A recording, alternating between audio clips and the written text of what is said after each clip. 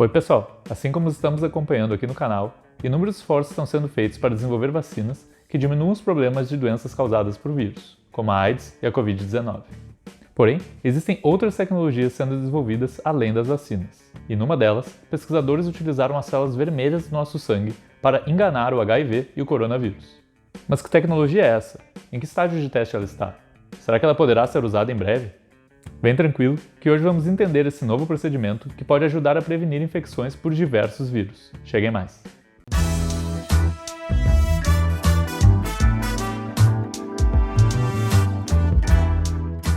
Olá, Unicientistas! Eu sou Gustavo Moreira, doutor em Biotecnologia, e hoje vamos ver um método bastante inovador que foi desenvolvido para evitar infecções de vírus humanos, como o HIV e o SARS-CoV-2. Se vocês estão tão empolgados com a ciência quanto eu, já se inscrevam no canal, curtam o vídeo e nos sigam. Assim, vocês vão ficar atualizados de todos os assuntos científicos mais importantes. Também já compartilhem o vídeo para ajudar ainda mais a espalhar o conhecimento que trazemos aqui toda semana. Muito obrigado! Para começar a entender a tecnologia que foi desenvolvida, vamos ver como o HIV e o coronavírus fazem para atacar as nossas células. A principal coisa que devemos ter em mente é que praticamente todos os vírus reconhecem pelo menos um componente das células do nosso corpo e usam esse componente para invadir as células. É como se eles tivessem desenvolvido um tipo de chave molecular que abre algumas fechaduras das nossas células. No caso do HIV, ele utiliza a proteína GP120, que fica na parte exterior do vírus e reconhece principalmente o receptor CD4. É justamente por isso que as principais células atacadas são os linfócitos T-CD4, já que eles são os que mais possuem essa fechadura para o vírus entrar. Já no caso do SARS-CoV-2, o mecanismo é bastante parecido, só que o coronavírus usa a proteína S, que também fica na superfície, para reconhecer principalmente o receptor chamado de ACE2, que é mais presente nas células do pulmão, coração, intestino e rins. Desse modo, esses vírus entram nas nossas células e começam a se multiplicar para invadir mais células ou para serem transmitidos. Essa estratégia de sobrevivência é praticamente igual em todos os vírus que conhecemos, mas no estudo que vamos ver, apenas o HIV e o SARS-CoV-2 foram analisados. Um aspecto importante de ser considerado é que os vírus em geral só são capazes de se multiplicar porque as células que eles infectam possuem todas as ferramentas para que eles repliquem o seu genoma e produzam as proteínas necessárias para montar mais partículas virais. Basicamente, se uma célula possuir núcleo e as partes funcionais que chamamos de organelas, ela já possui todo o equipamento utilizado pelos vírus. E quase todos os tipos de células do nosso corpo possuem essa mesma estrutura. Porém, no trabalho que vamos ver hoje, um grupo de pesquisadores dos Estados Unidos utilizou células bastante comuns do nosso corpo e que não possuem nem núcleo e nem as organelas, que são os glóbulos vermelhos do nosso sangue, também chamado de hemácias. Além de não possuírem essas partes, elas são as células mais abundantes no nosso organismo, chegando a 30 trilhões por pessoa.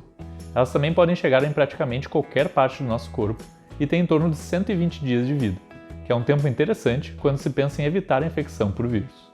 Ainda, caso o tipo sanguíneo O negativo seja utilizado, praticamente qualquer pessoa pode fazer o uso dessa tecnologia sem problemas com rejeição ou segurança. No caso desse estudo, o grupo utilizou engenharia genética para fazer com que essas células apresentassem em sua superfície os mesmos receptores das células-alvo dos vírus, ou seja, o CD4 para o HIV e o ACE2 para o SARS-CoV-2. Isso foi feito em um procedimento no qual o primeiro passo é pegar as células-tronco sanguíneas e depois de multiplicar elas em laboratório por 10 dias, elas são modificadas geneticamente para essas células produzirem os receptores e logo em seguida iniciar sua transformação em glóbulos vermelhos. Dessa forma, essas hemácias modificadas agem como uma espécie de armadilha para vírus. Isso porque quando os vírus ficam ligados na superfície ou invadem esses glóbulos vermelhos, eles deixam de invadir as células-alvo. E como as hemácias não têm as ferramentas moleculares, os vírus não conseguem se multiplicar no nosso corpo. E para avaliar se essas células modificadas são realmente capazes de evitar a infecção, foi feito um teste in vitro, onde as hemácias foram misturadas com os linfócitos T-CD4, que são as células-alvo do HIV, e o próprio vírus do HIV. Quando comparadas com o uso de células vermelhas normais, sem modificação, as hemácias modificadas mostraram capacidade de impedir algo em torno de 70% das infecções pelo HIV, como podemos ver na diferença entre a barra preta e a verde no gráfico.